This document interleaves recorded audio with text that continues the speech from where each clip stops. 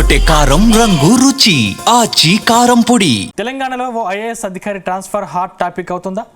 ప్రభుత్వ ప్రత్యేక ప్రధాన కార్యదర్శిగా ఉన్న ఆయన్ను ఇప్పుడు మెట్రోపాలిటన్ ఏరియా స్పెషల్ సిఎస్గా బదిలీ చేశారు. ఇంతకీ ఆ అధికారిని ఎందుకు బదిలీ చేశారు? ఈ బదిలీపై పొలిటికల్ పార్టీలో ఎలాంటి చర్చ జరుగుతుంది? అసలు సదరు అధికారి బదిలీ వెనుక ఉన్న అసలు కారణం ఏంటి?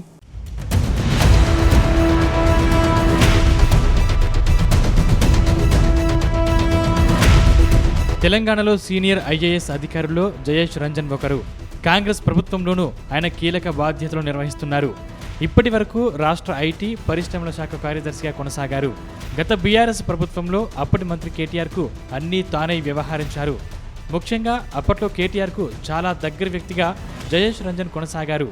కానీ ఇటీవల కాంగ్రెస్ పార్టీ అధికారంలోకి రావడంతో ఆయన్ను బదిలీ చేస్తారని ప్రచారం సాగింది.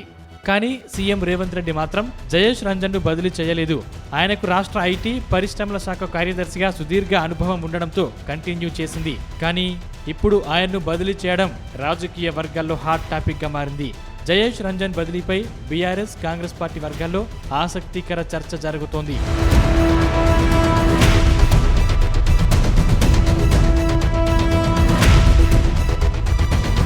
ఇటీవల తెలంగాణ రైజింగ్ 2047 కార్యక్రమాన్ని ప్రభుత్వం అట్టహాసంగా నిర్వహించింది.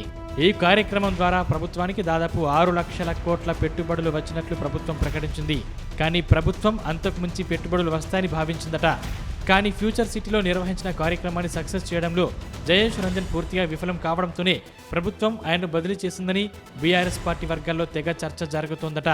మరోవైపు సీఎంఓలో ప్రత్యేక ప్రధాన కార్యదర్శిగా ఉన్న జయేష్ రంజన్ తన పరిధి దాటి పరిశ్రమల శాఖ వ్యవహారాల్లో తలదూర్చుతున్నారట. ఇటీవల పరిశ్రమల శాఖ మెయిల్ ఐడిని దగ్గర పెట్టుకుని ఆ శాఖ ప్రిన్సిపల్ సెక్రటరీని ఇబ్బంది పెట్టారనే విమర్శలున్నాయి. ఈ వ్యవహారంపై సదరు పేషీ అధికారులు సీఎస్కు ఫిర్యాదు సైతం చేశారట. ఇక పారిశ్రామిక భూములను రియల్ ఎస్టేట్కు మళ్లించేలా ప్రభుత్వం రూపొందించిన హిల్ టు పాలసీ వెనుక జయేష్ రంజన్ ఉన్నారనే ఆరోపణలు ఉన్నాయి. మరోవైపు గ్లోబల్ సమ్మిట్ ఊహించినంత సక్సెస్ కాలేదని ప్రభుత్వం భావిస్తుందని, అందుకే ఆయనపై బదిలీ వేటు వేశారని బీఆర్ఎస్ వర్గాల్లో జోరుగా ప్రచారం సాగుతోందని తెలుస్తోంది.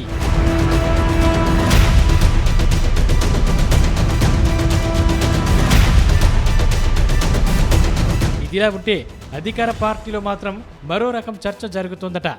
ఇటీవల జీహెచ్ఎంసీని ప్రభుత్వం విస్తరించింది. నగరాన్ని ఓఆర్ఆర్ వరకు విస్తరించి 300 డివిజన్లు ఏర్పాటు చేసేందుకు రెడీ అయింది. ఇప్పుడు కాంగ్రెస్ ప్రభుత్వం ఏర్పాటు చేసే గ్రేటర్ దేశంలోనే అతిపెద్ద మున్సిపల్ కార్పొరేషన్ కాబోతుంది. అయితే గ్రేటర్ కాంగ్రెస్కు పెద్దగా బలం లేదు. గత అసెంబ్లీ ఎన్నికల్లో రూరల్ ఏరియాల్లో ఎక్కువగా సీట్లు సంపాదించిన కాంగ్రెస్ పార్టీ గ్రేటర్లో మాత్రం ఒక్క సీటు గెలవలేకపోయింది. దాంతో గ్రేటర్ పీఠంపై ఈసారి పాగా వెయ్యాలని భావిస్తుంది. కొత్త ఏడాదిలో జరిగే జీహెచ్ఎంసీ ఎన్నికల్లో మేయర్ పీఠాన్ని ఎలాగైనా కైవసం చేసుకోవాలని భావిస్తోంది. అందుకే నగరంలో ఎంతో అనుభవం ఉన్న జయేష్ రంజన్ను రంగంలోకి దింపారని తెలుస్తోంది. ఇందులో భాగంగానే జయేష్ రంజన్కు అదనపు బాధ్యతలు అప్పగించిందని కాంగ్రెస్ వర్గాల్లో చర్చ జరుగుతోందట. ప్రస్తుతం మెట్రోపాలిటన్ ఏరియా స్పెషల్ సిఎస్గా నియమించడంతో పాటు పర్యాటక శాఖ స్పెషల్ సిఎస్గా కూడా ఆయన్నే కొనసాగించాలని నిర్ణయించినట్టు తెలుస్తోంది.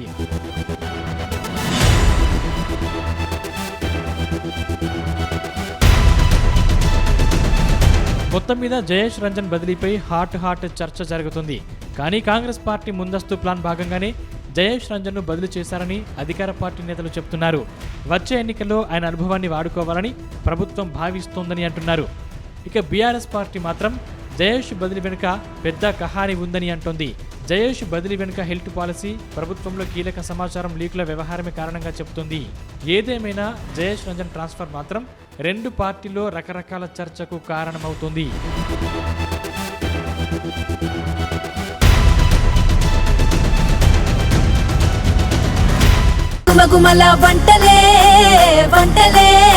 తెరకొట్టే కారం రంగు రుచి ఆచి కారం పొడి.